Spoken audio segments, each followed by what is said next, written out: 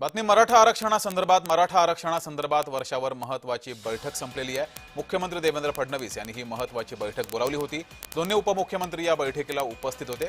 बैठकीमध्ये विविध मुद्द्यांवर 1.5 तास चर्चा झाल्याची माहिती समोर येते आहे। 1.5 तासापूर्वी ही बैठक सुरू झाली होती आणि ती बैठक आता संपलेली आहे। मराठा आरक्षणासंदर्भात विविध विषयांवर या बैठकीत चर्चा झाली आहे। या बैठकीला दोन्ही उपमुख्यमंत्री सोबतच काही मराठा नेते हे सुद्धा उपस्थित होते। जरांगेंच्या मुंबईतील मोर्चाच्या पार्श्वभूमीवर सुद्धा या बैठकीत चर्चा झाल्याची माहिती समोर येते आहे।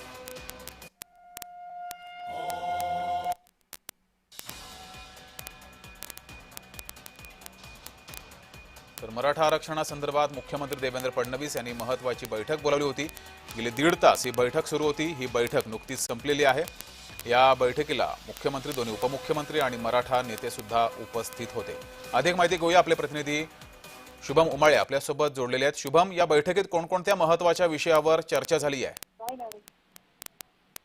जगदीश, आपण वर्षानिवासस्थानी मुख्यमंत्री देवेंद्र फडणवीस यांनी एक महत्त्वपूर्ण बैठक बोलवली होती, ज्यामध्ये दोन्ही उपमुख्यमंत्री म्हणजे एकनाथ शिंदे आणि अजित पवार हे उपस्थित होते।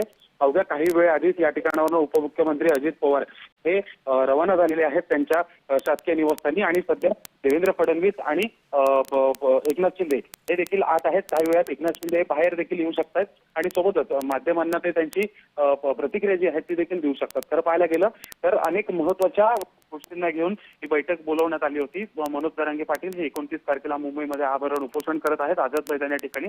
सोबतच उपसमिती ही देखील गठीत करण्यात आलेली आहे। असे अनेक विषय आहेत। सोबतच गणेश उत्सव असतील, स्थानिक स्वराज्य संस्थांच्या निवडणुका असतील, अशा अनेक विषयांवर चर्चा झाल्याची माहिती जी आहे ती सध्या समोर येत आहे। जगदीश, धन्यवाद शुभम दिलेल्या माहितीबद्दल।